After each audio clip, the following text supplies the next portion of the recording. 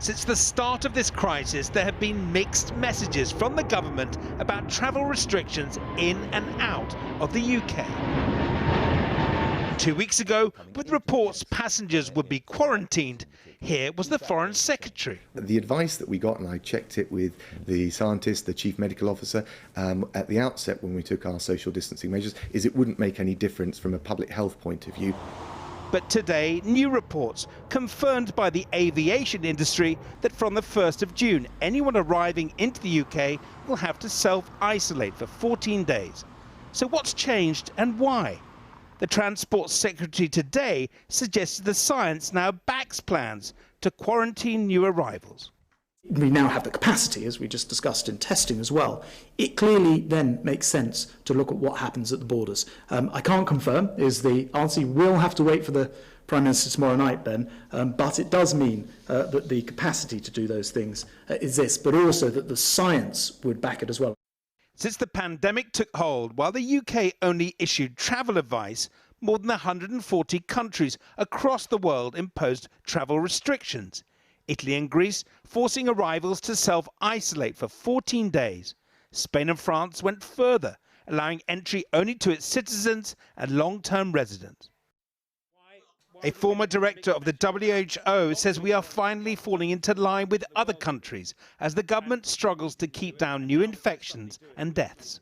We're not following the science for find, test, trace and isolate, and it would seem we're not following other countries on isolation and quarantine of imported cases. So we need to get our whole strategy clear.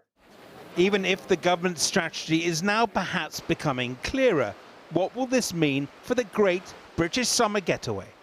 Many fear quarantine could spell an end to their plans.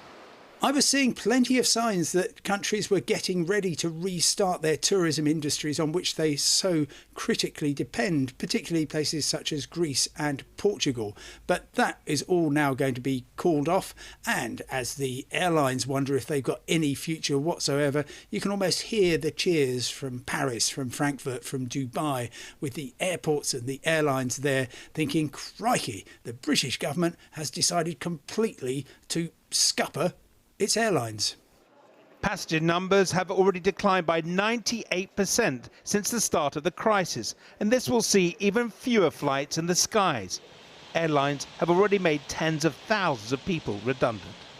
Aviation's a key driver for the UK economy. We employ more than 1 million people. We contribute £1 billion a week in terms of GDP. But we're also really important facilitators for other businesses like tourism, like trade and cargo in and out, high-tech manufacturing, all of those industries which rely on us being, providing an effective service. All eyes tomorrow on the Prime Minister and his televised address. Businesses looking for reassurance, and the public too, with everyone hoping to see a clear strategy both in combating the virus and unlocking the lockdown. Well, joining us now is Devi Sridhar, Professor of Global Public Health at Edinburgh University. Is it a case of the 2-week quarantine being better late than never, or what's your view on that? Well, definitely. I think right now we need to use the lockdown time to put in place measures that can help contain this virus. And it's a whole package of measures that are needed from a public health perspective. And one of those is indeed watching the risk of importation of cases. And so putting in place and making sure that imported cases don't set off a whole new set of clusters. But you heard in Inigo's piece there the concerns of the aviation industry. Isn't there a danger of trashing the economy to protect people from a disease which for the vast majority is relatively mild? Well, I think the thing to first say about this disease is that while we do tend to fixate on the death numbers, there are, also a substantial number of people who will get this and recover, but still face a long time of actually having impacts on their lungs, their heart, on their brain. And so we shouldn't underestimate actually the severity of this virus and the impact it can have on people. Coming to the point about the aviation industry, I mean, I think the thing to say and what we've learned so far is the earlier you move and contain this virus, it's good for public health, but it's also good for the economy. The best thing right now is for us to get a good handle on this so that actually we're in a position to start releasing restrictions and actually getting economic activity back up again. But should this quarantine measure have happened right at the start of the crisis? I mean, they did quarantine people from Wuhan, but much more broadly, as other countries did.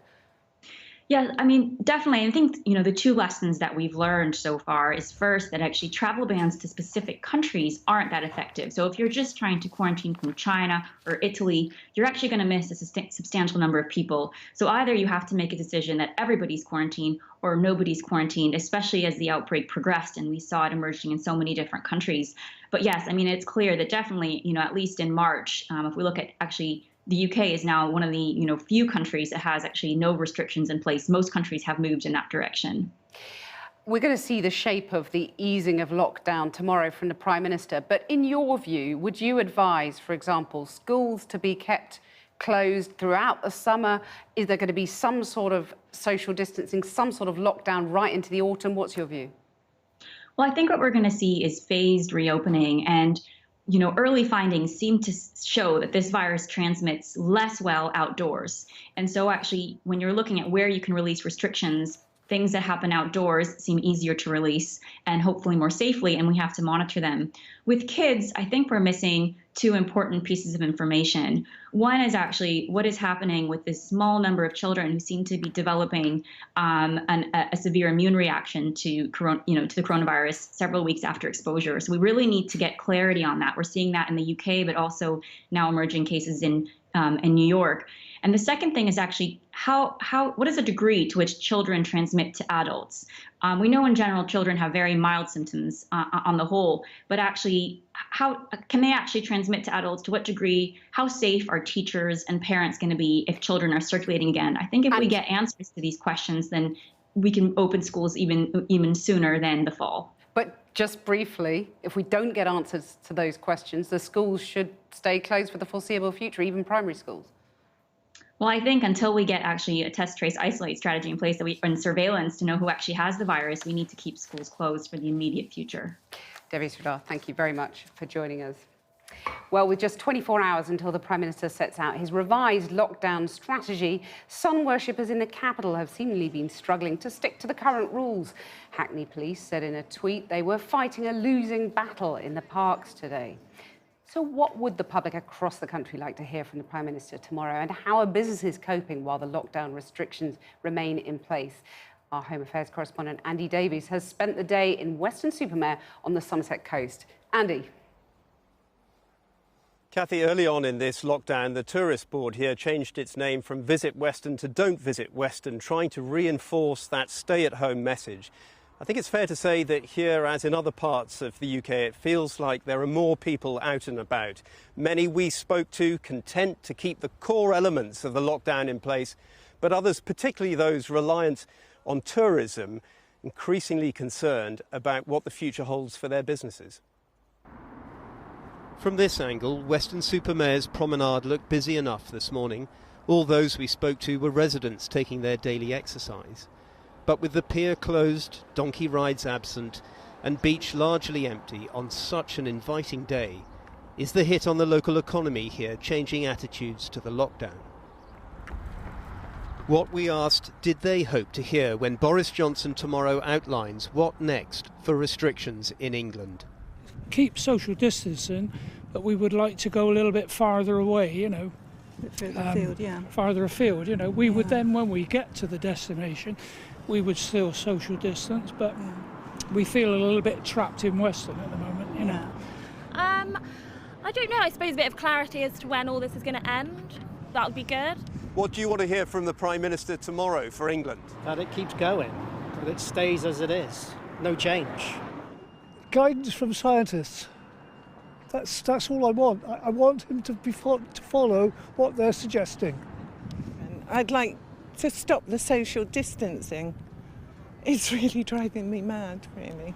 But there's a very good reason Yeah, for that. I know there's a very good reason, and it helps the NHS by keeping your distance. I realise that, but it does get to you after a time. Over what time frame would you like to see that? Well, a slow time frame, I think. In Victorian times, Weston-super-Mare thrived on its reputation as a health spa resort. Its health concerns now keeping the latest generation of visitors away. On a bank holiday weekend, you would be packed, presumably. I normally have 10 tables outside and 8 tables here. 140 for lunch is what Chris Dimitriou and his family would normally get on a day like this. If permitted in the future, I ask, could they open with social distancing measures? It would be very difficult, very difficult. How do you keep people away from each other? How about the staff? How are they going to cope from one table to another table? We'll try not to think about it this year. We'll try not to think about it. Yeah. Yes, there is a lot of worse cases than us. You are talking about business and money now. People are burying people. People are chasing families and relatives in hospitals. So, as I said, money is not everything this time. At a nearby barber's, Kevin Sampson shows us the face mask and visor he's waiting to use as soon as allowed. And that is pretty warm. I tried it for 5 minutes the other day, just wearing it around the house, and it was really hot. My glasses steamed up, so it's going to be tricky. Well, probably a string vest. But you're willing to do it? Yeah, I've got to. You've got to make money if you're going to survive. No.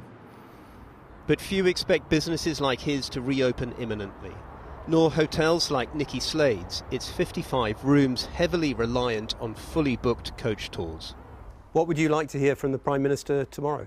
Well, I'd like to know some guidelines. What we can do, how long before we can open, what we're gonna. Can we have a bar? We can't have a bar. We've realised from tour operators that we're not going to be able to take 50 on a coach anymore. We'll probably be half because they won't be able to get here because of the seating. We understand that we've got to be safe, but obviously for us, we need to get people through the door. That is likely to be some time off yet, as the UK government says people in England should not expect any dramatic changes to be announced tomorrow. Well, Andy, there's a beautiful view behind you of Wales, and of course restrictions there have just been changed. What can we learn from what the Welsh First Minister has said from what Boris Johnson might say in England? I think it's worth reiterating that these lockdown rules are being determined by 4 administrations, not 1. However, Mark Drakeford, the First Minister of Wales, has said that he thinks it's likely that any changes in England are likely to be in line with what he's announced will come into place from next week for Wales, and that involves allowing people to exercise outdoors more than once, allowing garden centres to open if they can socially distance properly. Northern Ireland has said that any changes there would be minor, while in Scotland the only change they're considering involves guidance surrounding outdoor exercise, and that's because in these parts of the UK I've mentioned the reproduction rate of the virus, so-called, is considered too high to countenance any significant changes. And you only have to look at the social media accounts of health workers this weekend, aghast at some of the gatherings they've witnessed outside, to see that they think any changes, meaningful, big, major changes to the lockdown will have a devastating impact at this stage in terms of the health context. Andy, thanks very much.